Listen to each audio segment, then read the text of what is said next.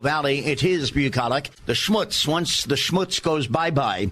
And that's a scientific term. You know, a guy who sees a lot of schmutz every morning, I got to believe, coming off the Pacific Ocean, right over his, looming over his, I'm sure, beautiful office with a beautiful window at Pepperdine University, would be the dean of the Pepperdine University School of Public Policy, a friend of the Morning Answer. Pete Peterson joins us on a Monday. How are you, Pete? I'm great. Great to be with you. Great to be with you. Now, when you look out on a Monday, do you see a lot of, every morning, do you see schmutz rolling off that ocean and just kind of hanging over PCH? There is generally a fair amount of schmutz, and it gives me spilkus every time I drive down PCH. Now, you're not Michiganer. You're telling us the truth.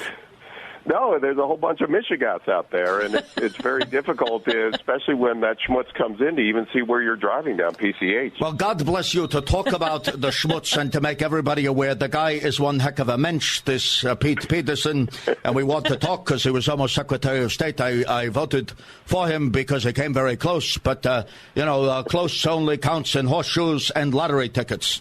Hand grenades, sir. All right. So now, and voter registration. And voter registration.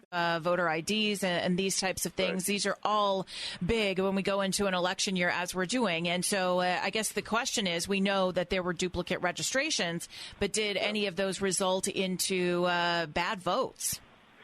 Well, we don't know, right? And I would say it's very important that we make a distinction between voter fraud and bad voter rolls. And what we have here is a real bad voter roll problem out there. Obviously, here in L.A. County, we've got at least 1 million bad voter registrations in the county. Right. Those can connect to absentee ballots that go out into the field, and we don't know what happens. He is involved in this fight to clean up the motor voter problem, the problem being the execution of the program, which is a federal program, here in the state of California. But I have to ask you, because you know politics, Pete, as well as anybody I've ever talked to, isn't this sort of a golden parachute, if you will, for Republicans up and down California who for well over a decade haven't won statewide office in this state of California? Sadly, you, my friend, are one candidate who tried, a good Republican candidate who couldn't get elected.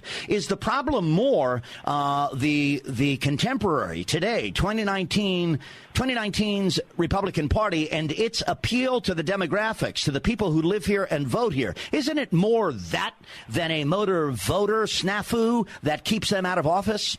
You're totally right, Brian. It is that. It is the issues in front of the party. It's not this that is losing elections. But what this is a window into is the Democrats yearning for power. When you go into what Governor Brown and his office did to push for the implementation of motor voter to get as many people registered and voting, really in a way that really damaged the legitimacy of our voting process here. The SACB did a great investigation as well and found that there could have been 1,500 to 2,000 people who voted illegally because they had received a positive voter registration through the DMV. Now, one of the real problems here is that the problem exists inside the DMV, so the problem would involve, well, the DMV helping to solve it. And I don't know, Pete, how... Brian and I have been talking about this. There are so many cases of people stepping up and maybe getting out of their comfort zone a little bit, doing the extra, I guess, to try to help people. And what you've done, in part at Pepperdine, is to create this interactive map of services. Not only does it track coronavirus cases, but it also tracks services that are essential for people during this time. How did you come up with doing this? Well, we have an initiative at the Policy School called the Homeland Security Advisory Council, and this is a great group of people both on the technology side and the services side who are working closely with the city and county of Los Angeles to provide an online map of these kinds of resources that you're talking about. So whether it's grab-and-go food locations or emergency shelters, there's probably the most accurate statewide case tracker of these COVID-19 cases, all in a single map location that we've put up online at hsacouncil.org. They do a great resource here because obviously you had to really get that your crowd at Pepperdine is already brilliant with computers and the computer sciences. When the students went home, and I have to tell you, Pete, I thought of you because Jen and I were on the air. And for everyone, I'm sure you have a moment too, Pete, maybe you'll share it with us. For everyone, there was a moment when we really got it, that this became COVID-19, the precautions, the unprecedented mandates or suggestions or whatever you call it from the government, drastically changing our lives and our daily schedules. The time that Jen reported it, and I heard it live on the air, and I went, oh my gosh, here we are. It was the announcement that Pepperdine University was vacating and all students would do from home learning or remote learning. So that takes a lot of so you guys were my moment, actually. You can share your moment, but I have to say that a lot of computer stuff goes into just a remote learning. You take it a step further with this interactive map, which is a resource for moms and dads and kids who've never been inside Pepperdine University. We tweeted out today, Pete Peterson is our guest.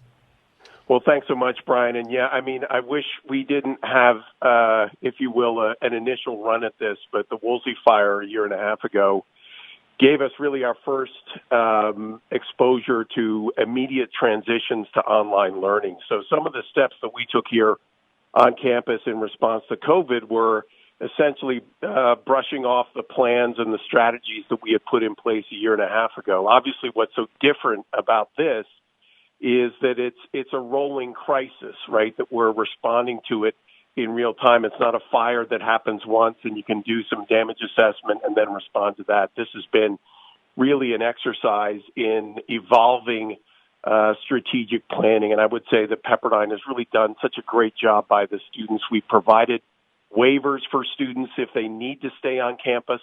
But over the last couple of weeks, we've, over time, found homes for students to stay in. I know some of our donors and supporters here at Pepperdine in the L.A. area have opened up their own homes to students who are not, say, they're international, they're not able to go home.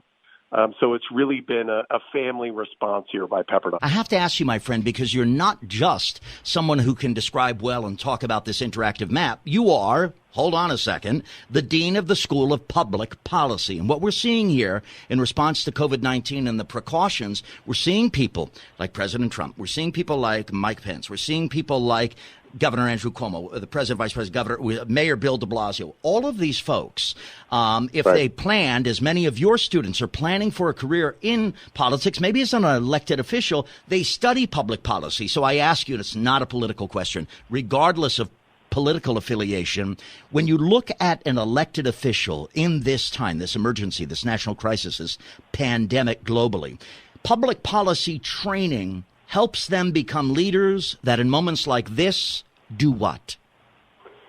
Well, it's really on a whole set of levels, Brian. It's a great question. One of the most encouraging things of these last couple of weeks has been hearing from our alums who are working around the country and around the world in response to this. We have alums working at CDC. We have alums working at FEMA, at DHS. I heard an alum that's working at the city of Compton in disaster response. We have the director of emergency services for the county of Los Angeles, Kevin McGowan, is an alum of our program. So there really is, this is, as much as this COVID crisis is a crisis of healthcare and has medical, certainly, components to it, it's a public policy, public leadership crisis, as you say. And I think the cities, counties, states, and the nations that are going to be the most resilient are the ones that have the best leaders and the best coordination between the public sector and the private sector.